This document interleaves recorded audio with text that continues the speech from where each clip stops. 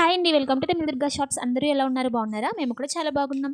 నరుల దృష్టికి నల్లరాయి కూడా బద్దలవుతుంది అంటారు. ఈ సామెత కరెక్టో లేదో నాకు తెలియదు కానీ ఈ మాట ఎందుకు చెప్తున్నానంటే దగ్గర దగ్గర మా ఇల్లు అయిపోయి వచ్చింది కదండి. ఆల్రెడీ పెయింట్స్ అవ్వకముందే అప్పుడే కట్టేశారని చాలామంది అయితే అన్నారనమాట. ఇక్కడ అటు ఇటు వెళ్ళే వాళ్ళు బండ్ల మీద అది వెళ్తూ ఉంటారు కదా అందరూ. ఏదో ఇవాళ చూసాము అప్పుడే ఇంత ఇల్లు లేపేశారా అన్నట్టుగా మాట్లాడారు అనమాట చాలామంది. అలానే కాకుండా మన ఇంటి కడుతున్నప్పుడు ఒక దిష్టి బొమ్మ అయితే పెట్టుకోవాలి కదండి. మేము ఆల్రెడీ నేను 250 రూపీస్ పెట్టి ఒక దిష్టి బొమ్మ అయితే కొన్నాను అనమాట. ఇంకా తర్వాత అయితే ఇంకా బొమ్మ తయారు చేద్దామని చెప్పి పొలం వెళ్ళి మా హస్బెండ్ నేను బొమ్మ అయితే తయారు చేసాం. ఆ రోజు ఈవినింగ్ ఇంకా ఫంక్షన్ అయితే ఉందన్నమాట. చిన్నమ్మ వాళ్ళ తమ్ముడిది రిసెప్షన్ అనమాట. వీళ్ళది యాక్చువల్గా పెళ్ళి అయిపోయి 1 మంత్ అయిందండి. ఇంక మధ్యలో అంతా మంచి రోజులు లేవని చెప్పి చేయకూడదని చెప్పి రిసెప్షన్ అయితే చేసుకోలేదు. ఇంక ఇప్పుడైతే గ్రాండ్గా అందరికీ శుభలేఖలు అవి వేసి చాలా గ్రాండ్గా చేశారనమాట.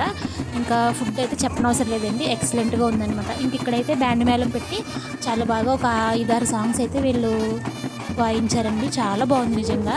నేను మధ్యలో అయితే ఇక్కడ సౌండ్ పెడతాను, వినండి. నేను ఎప్పుడు కూడా ఇలాంటి ఫంక్షన్స్లోని ఇలా చూడలేదు. బాగా బ్యాండ్ మేళం పెట్టి చాలా బాగా చేశారు.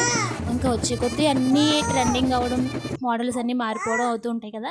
ఇంకా నేను, మా హస్బెండ్, అత్తయ్య, మావయ్య గారు, బాబు అయితే పడుకున్నాడు, మధ్యలో లేచిపోయాడు. ఇంకా మేమైతే వాళ్ళు మా పెళ్ళికి అయితే ఒక కాయిన్ అలానే ఒక రింగ్ అయితే పెట్టారనమాట మా హస్బెండ్కి. మేము కూడా అలానే పెడుతున్నాం. ఇంకా పళ్ళెంలో అయితే ఫ్రూట్స్ అలానే తవలపాకు, ఒక్క ఇవన్నీ పెట్టి ఇవ్వాలన్నమాట. ఇంకా నేనైతే ఇలా సింపుల్గా రెడీ అయ్యా. సబ్స్క్రైబ్.